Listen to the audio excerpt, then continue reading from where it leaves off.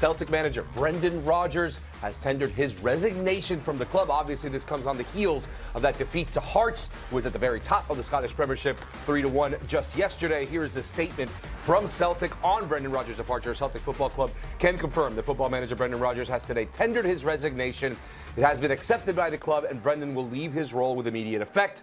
The club appreciates Brendan's contribution to Celtic during his two very successful periods at the club. Brendan leaves Celtic with our thanks for the role he has played during a period of continued success for the club, and we wish him further success in the future. The statement went on.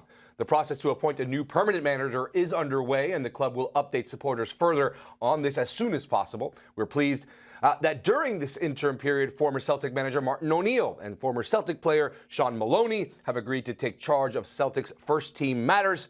Further details will be confirmed shortly. This bomb just dropped. Celtic just put this statement out a few moments ago.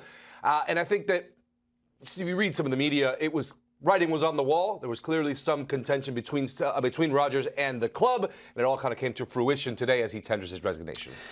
Yeah, not really surprised. There's certainly no smoke without fire when it comes to Brendan Rodgers. He was letting his feelings known, using the media to do so as well. Obviously a little unfortunate the way the season started. Getting knocked out of the Champions League, not making that group stage was a big financial loss for Glasgow Celtic.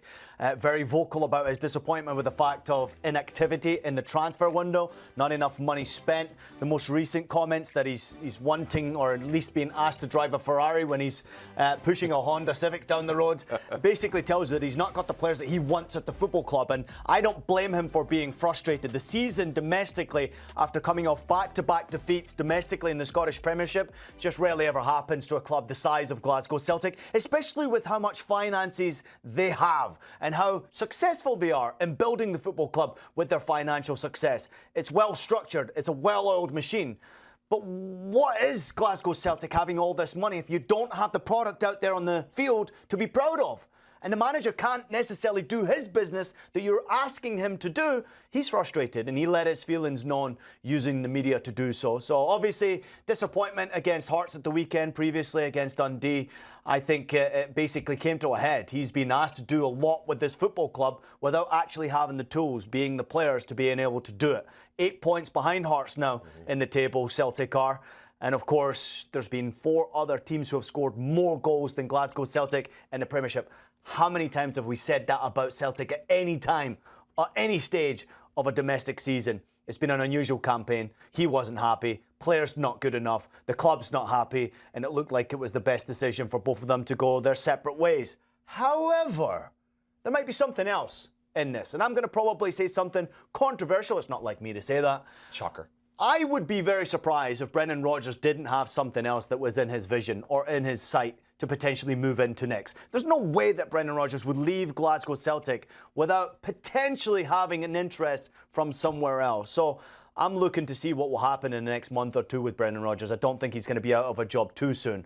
But obviously, another successful stint at the football club ending in a sour way. Yeah, it's tough. And obviously, Brendan Rodgers, with Premier League experience as well, he won't be short of opportunities in the near future, I would say. Yep. Where does Celtic go from here? Because obviously, it's been a struggle this season. They find themselves not at the top of the table, which is rare territory for them. Where do they go from here? Martin O'Neill, obviously, and Sean Maloney taking over in the interim. But what is the goal here for Celtic?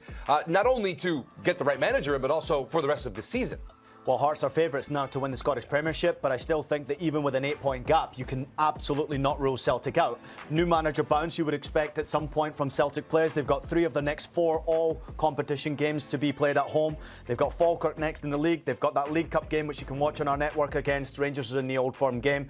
And then, of course, you've got Europa to worry about as well. I mean, it's been a big disappointment for Celtic, and I think the displeasure coming from Brendan Rodgers, the fact that the club hasn't spent the money he wanted to do, has also been echoed by the supporters, right? The supporters want to see a better product on the field. They deserve that. It's Glasgow Celtic. It's a giant, not just of Scottish football, of European football. So they want to see the best players out there on the field, the best product out there, entertaining them. 65,000 turn up every week. Spend good money to be able to see that. I think O'Neill's taken over, obviously, with Maloney. 2 very familiar faces to Glasgow Celtic. They understand how the club should be run. They understand the morals of the football club. But the expectation at that football club is to win every single game. And as you saw with Brendan Rodgers, you might not have the players to be able to do that. And the way that Hearts are playing right now, they remain favourites to win the Scottish Premiership.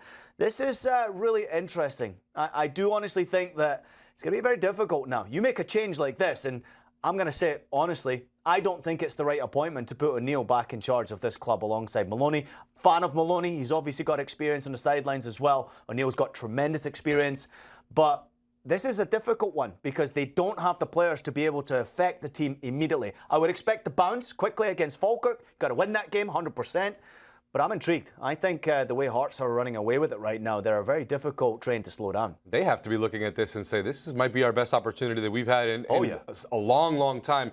Not only is Celtic now with a manager change, Rangers as well with a manager change just a couple of weeks ago, and they sit 5th in the table. So Hearts right now feeling pretty and feeling that this might be their best opportunity to win the Premiership. Big opportunity. The way that Bloom's affected that club is impressive. Celtic trying to do the same now with this managerial change.